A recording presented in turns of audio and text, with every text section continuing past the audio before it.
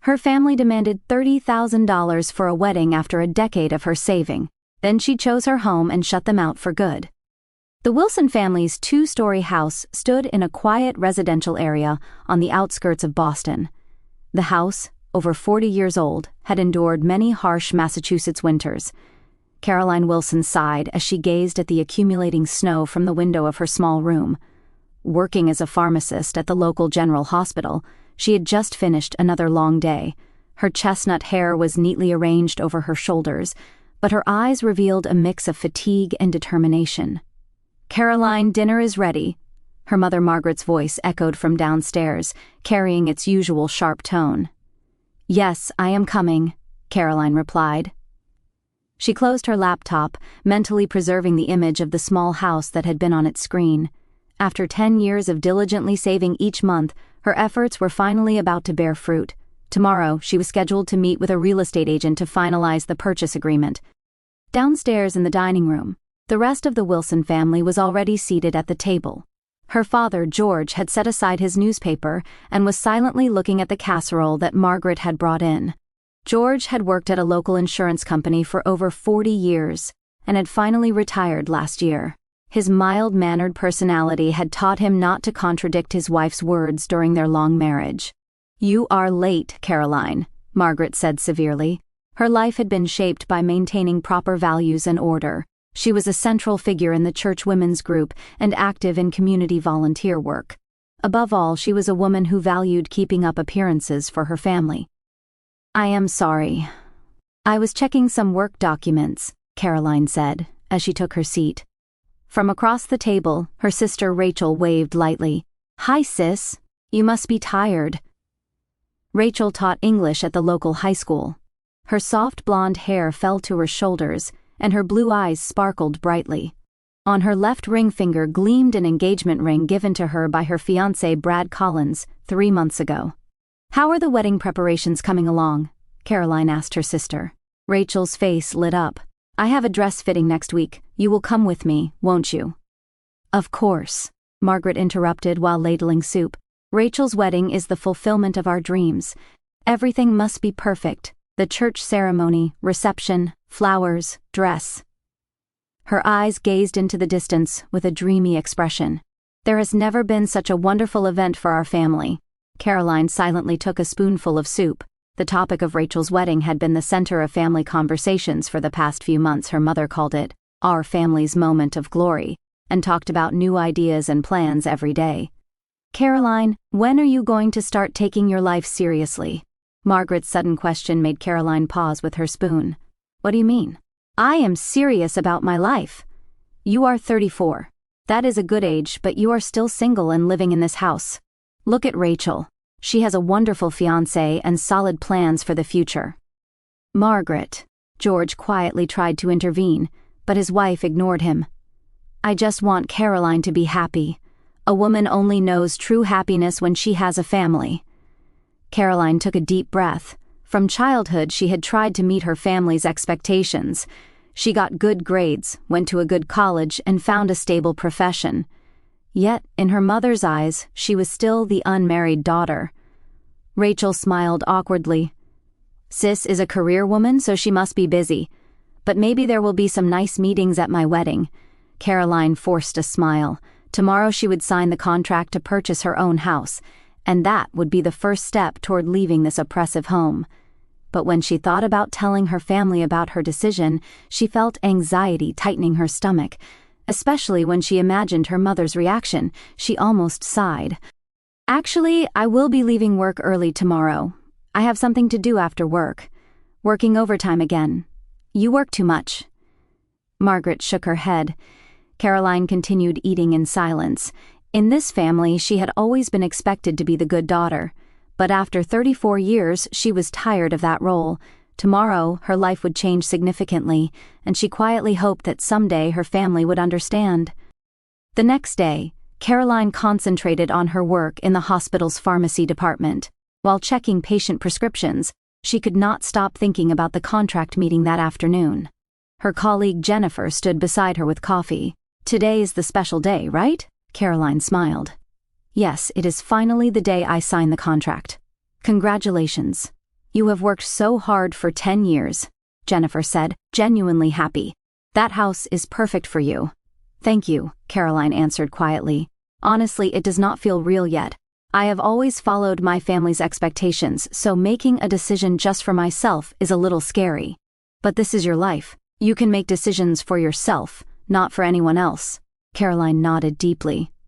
The house she found was a small single-family home about 15 minutes by car from the hospital.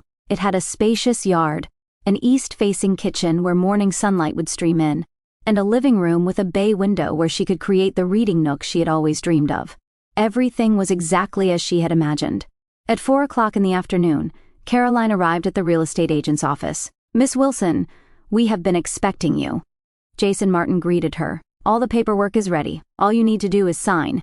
Caroline took a deep breath. This day has finally come. It is the result of 10 years of saving and hard work. Congratulations. She checked each document carefully as she signed her name. After signing the final page, Jason handed her a small key. Officially, it starts next Monday, but you are now a homeowner. Here you go. Caroline took the key and felt its weight. This was the beginning of her new life. When she returned home, Caroline sat in her car deep in thought. Tonight, she would have to tell her family. When she thought about her mother's reaction, she felt anxiety tightening her stomach. But there was no turning back now. She clutched the key, gathered her courage, and entered the house. I am home. You are late. Margaret poked her head out from the kitchen. It is Friday, working overtime again. I had something to do, Caroline said. I would like to talk to the family about something. Can we discuss it after dinner together? Margaret looked slightly puzzled, but answered, yes, of course. At the dinner table, the conversation was dominated by talk of her sister's wedding. As usual, Rachel was excitedly talking about the newly decided cake design. Sis, we have also decided on the bridesmaids' dresses, light blue, and it will surely look good on you. Caroline smiled and nodded. I am looking forward to it. After dinner, while eating dessert pie, George asked, Caroline, you said you wanted to talk about something. The room fell silent. Caroline took a deep breath and pulled the key from her pocket. Actually, I bought a house. What? Rachel exclaimed in surprise. What do you mean? Margaret's expression changed instantly. I have been saving bit by bit for 10 years. Today, I finalized the contract. I can move in next week. George was silent for a moment, then slowly said, That is sudden, but having your own home is wonderful. Congratulations. Margaret stopped her husband. Her face was red with anger. Caroline, what are you thinking? Why do you need a house when you are not even married? Caroline answered quietly, I want to start my own life. Besides, this house is also for when I might have a family someday. Do not talk nonsense. Margaret's voice rose. Women buy houses after they get married. Someone like you buying a house while single looks bad to others. Nowadays, it is normal for women to live independently. Normal, Margaret said mockingly. You have always been selfish. Have you ever thought about your family? What do you mean? Caroline was confused. Margaret sighed deeply. Your money should have been used for Rachel's wedding. A heavy silence fell over the room. What? Caroline asked in disbelief. You were counting on my savings. A lavish church wedding, 300 guests, a reception at an upscale restaurant. We had it all planned, Margaret said. It is only natural for the whole family to contribute to Rachel's special day. But that is my money. I saved it desperately for 10 years. Caroline's voice trembled. Sis, Rachel also spoke up.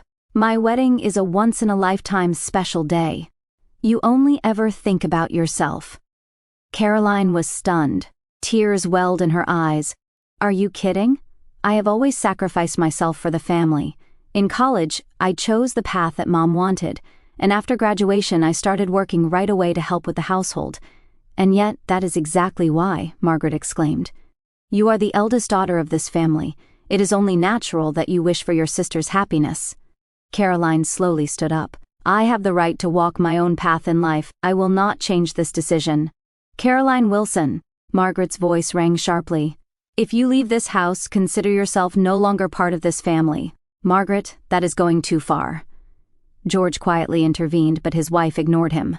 No, George. Family means sacrificing for each other. Caroline does not understand that. Caroline took a deep breath and said in a controlled voice, I love my family, but that does not mean giving up my right to live my own life. Next week, I am moving out." She clutched the key and headed upstairs to her room. Behind her, she could hear Margaret's angry voice mixing with Rachel's crying. When she entered her room, Caroline collapsed on the bed and released the tears she had held back for so long. The weekend was a long 2 days for Caroline. She shut herself in her room and began packing minimal belongings. She did not respond to her mother's calls and took her meals in her room. Her smartphone displayed numerous missed calls from her mother, but she ignored them all. Deep down, she wished her mother would understand and forgive her, but she felt such a possibility was slim. On Monday, Caroline left home early and headed to the hospital. Work in the pharmacy department was busy and she spent the day checking prescriptions and dispensing medication. Her colleague Jennifer expressed concern about her tired appearance. "Are you okay? You do not look well." Caroline smiled weakly. "I told my family. The reaction was exactly as I imagined." "Oh my." Jennifer placed a hand on her shoulder. "That must have been tough. Let me know if there is anything I can do to help." "Thank you. I decided to move this weekend. It would help if you could lend a hand." "Of course, we will all help you." After finishing her shift, Caroline drove with the key to her new home clutched in her hand.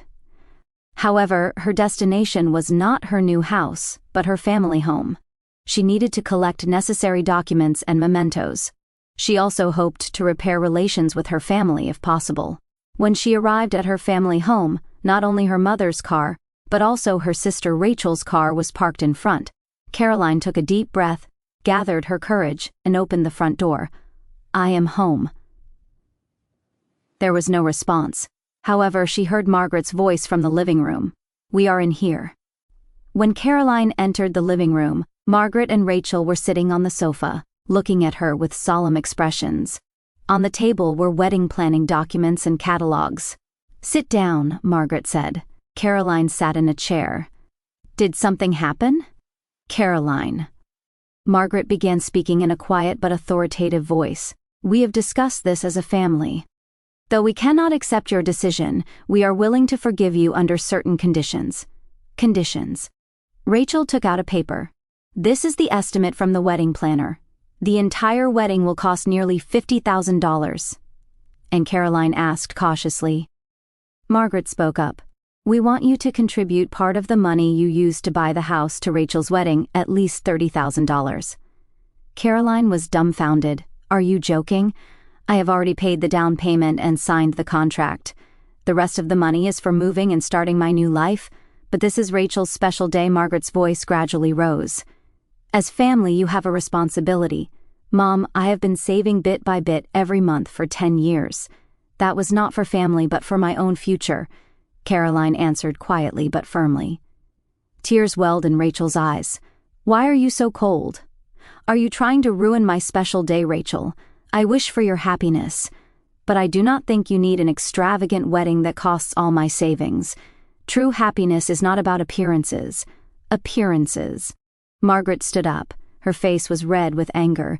"You always betray the family. That money is for the family." "No, it is not." Caroline also stood up. "This is money I saved for myself. I have the right to start my own life." "Rights." Margaret's voice rang sharply. "You were born as a member of this family. Individual rights have no value compared to family bonds."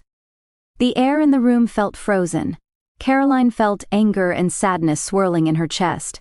She carefully chose her words before responding. "I love my family too, but that does not mean sacrificing my life. Rachel, I want you to be happy, but that should come from a marriage built on true love, not an extravagant wedding that costs all my savings." "Such pretty words," Margaret scoffed. "You always justify yourself that way, but you are really just a self-centered woman." Caroline silently stood up and went upstairs to her room. She gathered necessary documents and took out photo albums of memories. Time spent in this room since childhood flashed through her mind like a montage. After packing, she returned downstairs. Margaret and Rachel were still in the living room. "I just came to get what I need. I am leaving now," Caroline said quietly. "Wait a minute," Margaret blocked her way. "We are not finished talking. Mom, that is enough. I have made my decision. I am leaving this house." "So, you are abandoning this family?" Tears welled in Margaret's eyes. "The daughter I raised so carefully." "Carefully." Caroline smiled sadly. Mom, you have always cared more about appearances and your own values than about me. Be quiet. Suddenly, Margaret's hand grabbed Caroline's hair. With a shocked expression, Caroline watched as Margaret took out a lighter with her other hand. This will wake you up. As Margaret brought the lighter flame close to Caroline's hair, fear enveloped her. In an instant, the fire caught her hair. Ah! Caroline screamed. Smoke rose from her hair and the smell of burning spread through the room. Margaret, what have you done? George, who had rushed from the back of the house, shouted. He quickly fetched water from the kitchen and poured it over Caroline's head. Caroline sat on the floor, trembling. Part of her hair was burned and falling on her shoulders. Tears streamed down her face. They were not from pain, but from the shock of the reality that her own mother would go this far to reject her. I will never come back, Caroline said in a trembling voice. She stood up, holding her wet hair with her hand, and headed towards the front door. Behind her, she heard Rachel's voice. You brought this on yourself, sis. You are the one who betrayed the family. Caroline did not look back, as she opened the door and felt the cold air outside. Tears spilled down her cheeks. This might be the final goodbye, but she was determined to live her own life. Caroline's moving day was a sunny Saturday. Her new home was a small house surrounded by a white picket fence with an old maple tree swaying in the wind in the front yard. The neighborhood was a typical American suburb, with similar houses lined up in a row where children could be seen playing in the streets on weekends. Where should I put this box? Jennifer asked, carrying a cardboard box in from the entrance. Behind her, hospital colleagues were unloading luggage from cars. Put it on the kitchen counter. Caroline smiled. 5 days had passed since the incident.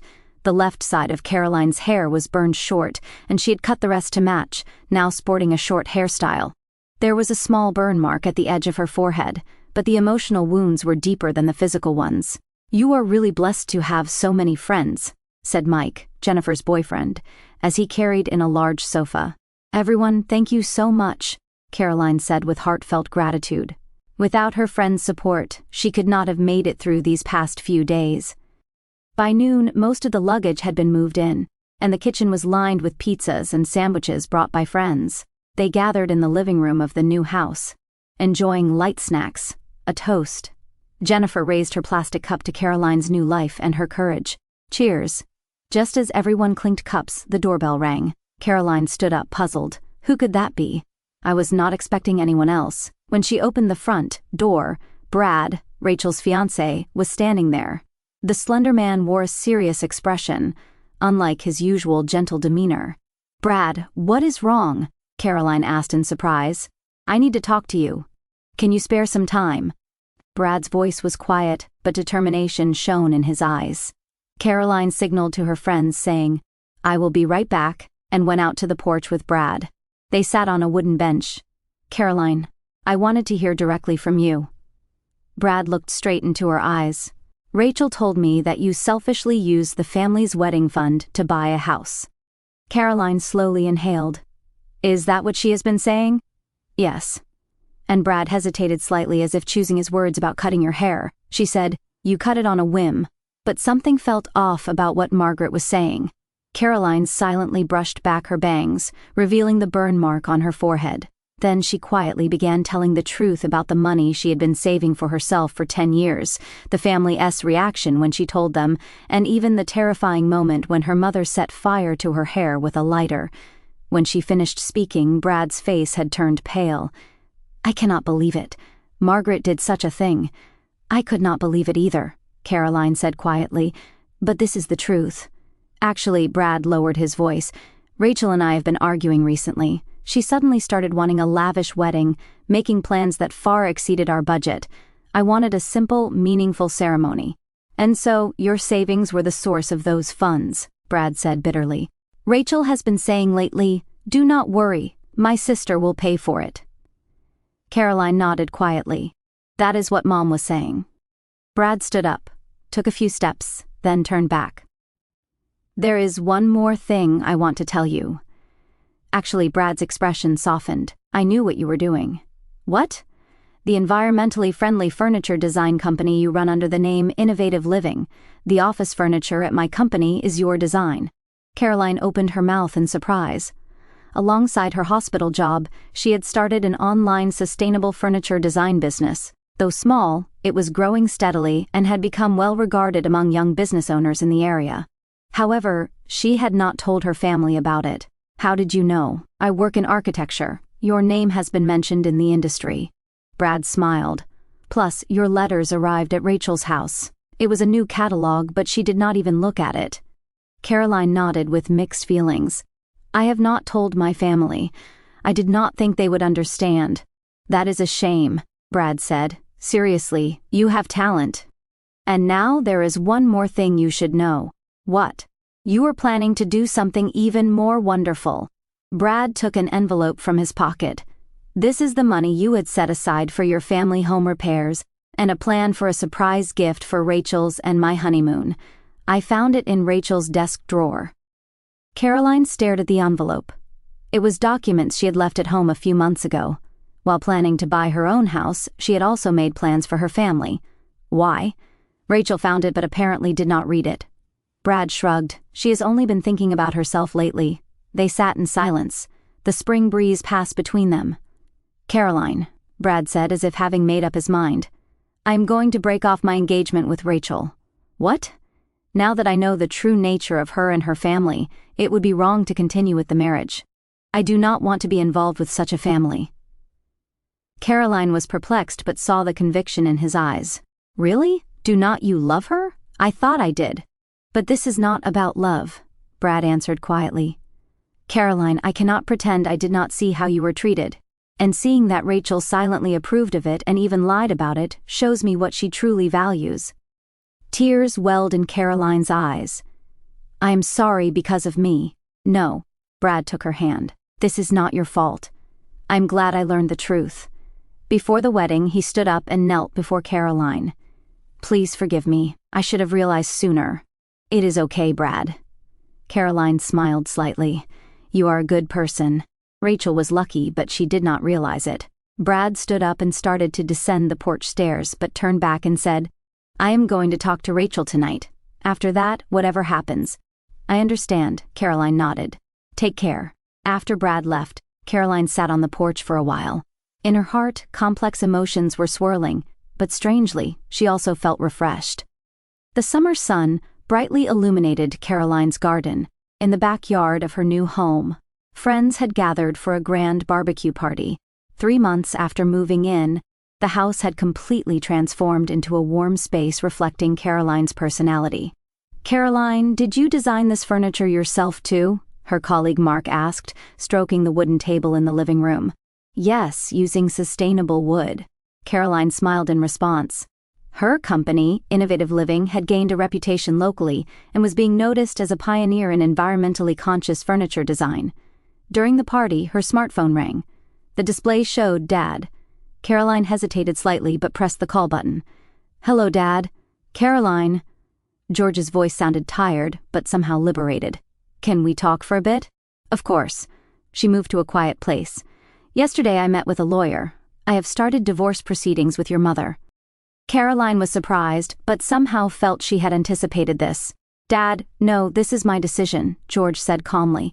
"For years, I have been submissive to Margaret, but after seeing what she did to you that day, I realized I needed to change too." After a moment of silence, George continued, "I am grateful for your courage. I want to start my life over too."